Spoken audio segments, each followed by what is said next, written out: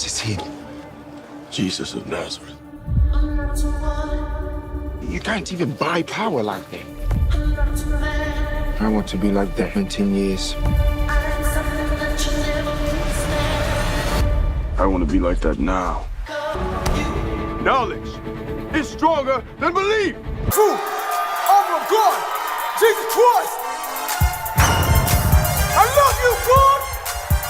Him, a truth, Jesus Christ.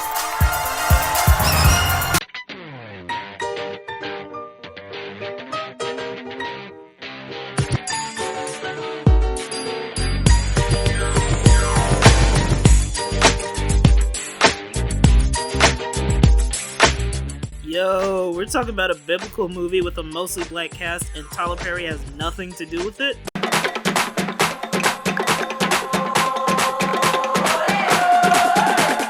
The Book of Clarence is a biblical comedy? A biblical dramedy directed by James Samuel, who also directed the western The Harder They Fall. I am sweet. You're not sweet. I'm sweet. You're not sweet. I'm sweet. You're not sweet. Bitch, I'm sweet. Knowing his past work and the subject matter of this movie, I was pretty hyped to check it out. The movie is about a hustler named Clarence who just so happens to live in 33 AD Jerusalem who needs to make a lot of money in a short amount of time. So, he comes up with the idea to pretend to be the next Messiah.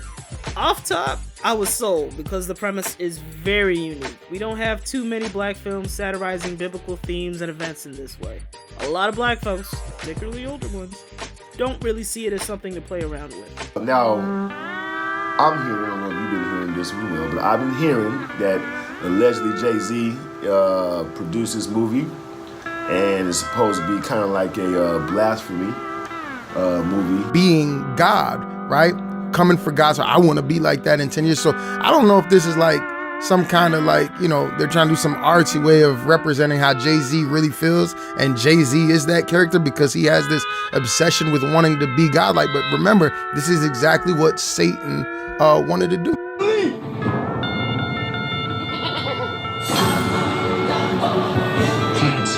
Book of Clarence is another blasphemous movie about Jesus Christ. But my thing is, why would he want to make something like this though? Like, what is the point of it?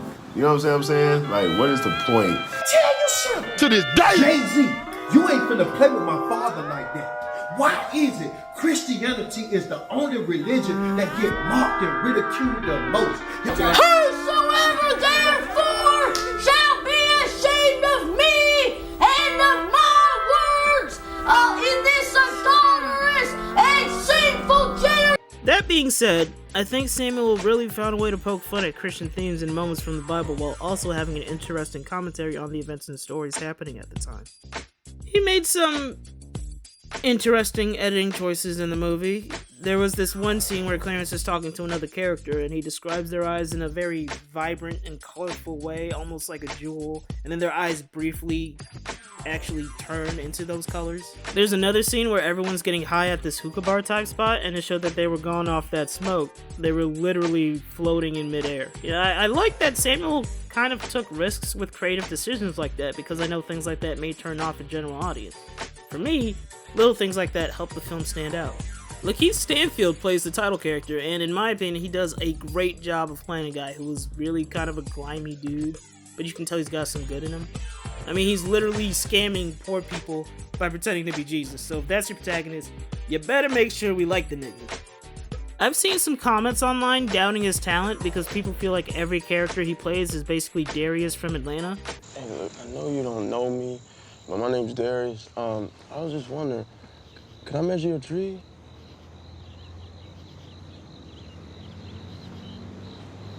No, not right now. But he definitely puts those comments to shame here. He actually does a dual performance in the movie, but I'll let you watch it to find out who that is.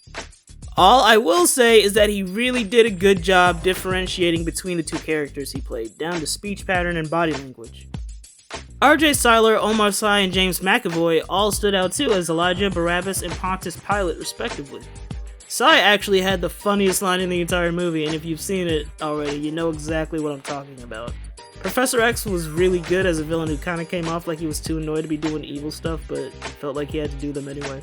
As far as things that didn't work for me, first off, the romance between Clarence and Verinia, played by Anna Diop, felt mad forced.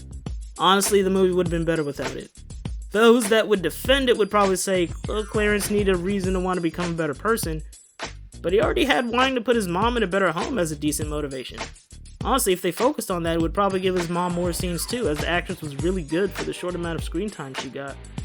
The movie also felt like it didn't know at times what kind of movie it wanted to be. There's jokes and funny moments all throughout the movie, but then at a certain point the movie gets very serious and damn near feels like I'm watching Passion of the Christ. It's also guilty of doing that thing a lot of movies do these days, where it comes to a screeching halt to express an idea or moral that the writer really wants to get across, so all the characters kind of stop acting like they're in a movie and practically start talking directly to the audience about what the themes are. This isn't always necessarily a bad thing, and, you know, sometimes movies do need to have that lack of subtlety to them. But at the same time, it's like, I get it, man. The Romans are the cops, Hebrews are the black people. You didn't have to make it that obvious. Wait a minute. I just realized this movie has black Hebrews in it. Ah, shit, we can't let Kyrie or any rappers from Chicago see it. Gotcha. Gotcha. Anyway, to be clear, I don't have a problem with them making that comparison. I just wish it was done in a way that didn't pause the movie to say it. In fact, earlier on in the movie, I felt like they were actually tackling that issue in a pretty smart and subtle way. Anytime Clarence, Barabbas, and Elijah would go somewhere, they would get stopped by a Roman who would ask for their ID because they were looking for a thief who quote-unquote matched their description. Overall, I really liked the movie. I'd highly recommend it to just about everyone I know. Definitely check it out when you got the time. 3.9 out of 5. Oh, and the soundtrack fire too.